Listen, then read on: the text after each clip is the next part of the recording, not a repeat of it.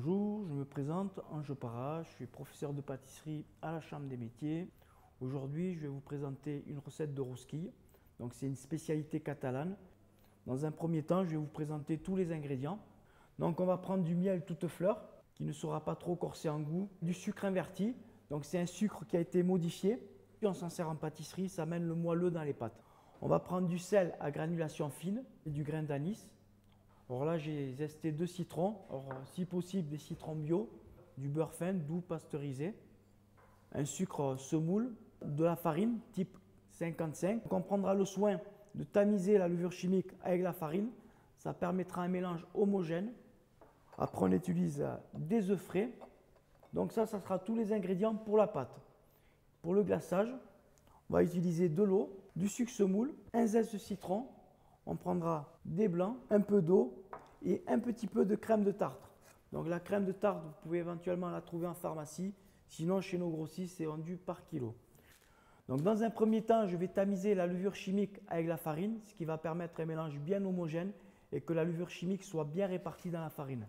Ça nous permet éventuellement d'enlever les grumeaux aussi qu'il y a dans la farine, qu'il n'y ait pas de petits morceaux. Il peut y avoir des impuretés. En principe, dans toutes les recettes en pâtisserie, on tamise les farines. Donc, je mets ma farine de côté. Donc là, je prends la cuve du batteur. Je vais y mettre le beurre, le miel, le sucre inverti. Je peux y mettre éventuellement les grains d'anis, le sel. Et je vais incorporer les zestes de citron. Donc, pour gagner du temps, je les ai déjà préparés.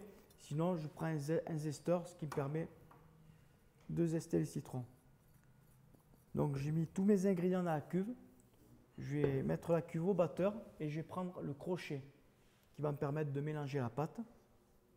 Et je vais pétrir ma pâte. Donc il va falloir bien mélanger le beurre, le sucre, le miel, tous les ingrédients ensemble. Quand il n'y aura plus de beurre, à ce moment-là, je vais rajouter les œufs. Je peux les mettre tout d'un coup. Je prends ma farine et je vais la verser peu à peu dans la cuve du batteur. Donc la pâte est bien mélangée, il n'y a plus de morceaux de beurre, elle est bien homogène. Donc cette pâte, je vais l'étaler. Donc j'étale ma pâte entre deux feuilles. Comme ça, elle va prendre le froid beaucoup plus rapidement. Donc je rentre la pâte au réfrigérateur à 4 degrés. Et je vais donc la laisser 30 à 45 minutes. Le temps que la matière grasse elle reprenne le froid, ça donnera la consistance à la pâte.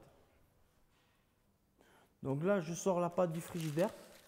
La pâte sera une consistance qui est beaucoup plus dure que tout à l'heure. Je fleure un petit peu le plan de travail, ce qui va éviter à la pâte de coller. Donc je prends mon coupe-pâte, mon triangle. Je vais découper un morceau de pâte. Je vais un petit peu le malaxer, parce que la pâte elle est un peu dure, donc ça serait difficile de la baisser d'un coup.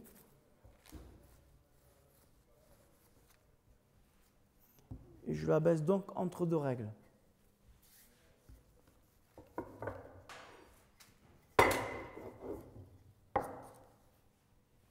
Je prends mes découpoirs et peu à peu je vais former les rosquilles.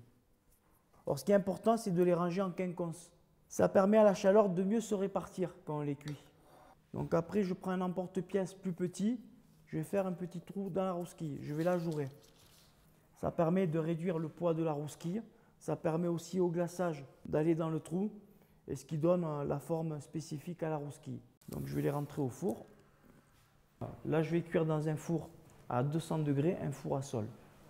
En sachant que ça va rester à peu près 20 minutes au four. Dans un four ventilé, 10 minutes, ça sera largement suffisant. Donc là, je vais procéder au glaçage des rosquilles qui est une meringue. Donc c'est du blanc d'œuf monté. Je vais verser un sucre cuit à 117 degrés. Donc j'ai l'eau qui est pesée. Il y a 400 g d'eau. Je verse mon sucre en pluie. En pesant l'eau en premier et en mettant le sucre après, ça évite de mélanger le sucre. Qu'est-ce qui se passe si on pèse le sucre en premier et l'eau? On va devoir mélanger, sinon quand on va mettre le sucre à chauffer, ça va brûler au fond. Donc je vais y ajouter un petit zeste de citron. Je vais amener à ébullition mon sirop.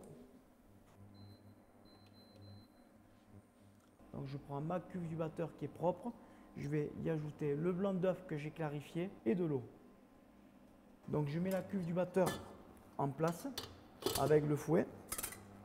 Donc la crème de tarte, comme on a dit, c'est pour éviter le grainage des blancs. Je mets la pointe du couteau de crème de tarte. Donc mon sirop de sucre commence à bouillir. Je vais donc commencer à monter les blancs.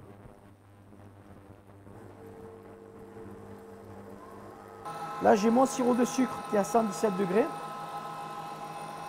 Donc je vais incorporer le sirop dans les blancs montés. Donc, je vais vous montrer une petite technique. Si vous n'avez pas de thermomètre, je vais prendre ma cuisson du sucre avec les doigts. Donc je trempe les doigts dans l'eau, je vais rechercher un peu de sucre et je retourne dans l'eau. Et je dois avoir la formation d'un petit boulet, on appelle ça. 117 degrés, ça équivaut à un petit boulet.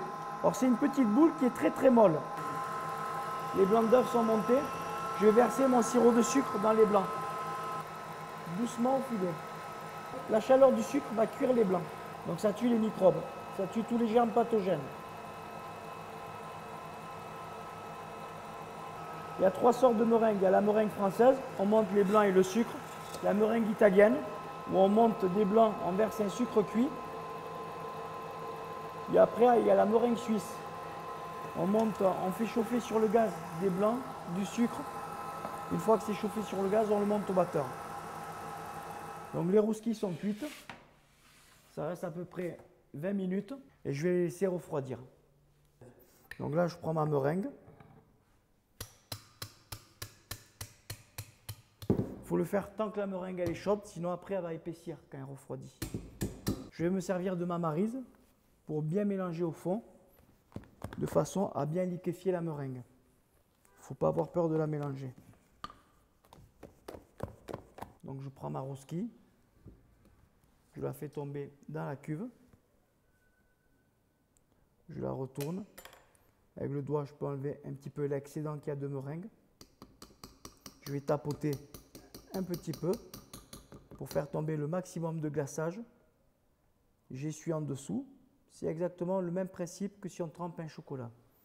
Et après, je vais l'appuyer sur le papier, je fais glisser ma fourchette et je repose ma rosquille. Jusqu'au lendemain, j'y touche plus. Quand je trempe mon biscuit, l'humidité de la meringue va ramollir mon biscuit et en séchant, ça va imperméabiliser. Le biscuit va se conserver beaucoup plus longtemps parce qu'il va garder son moelleux.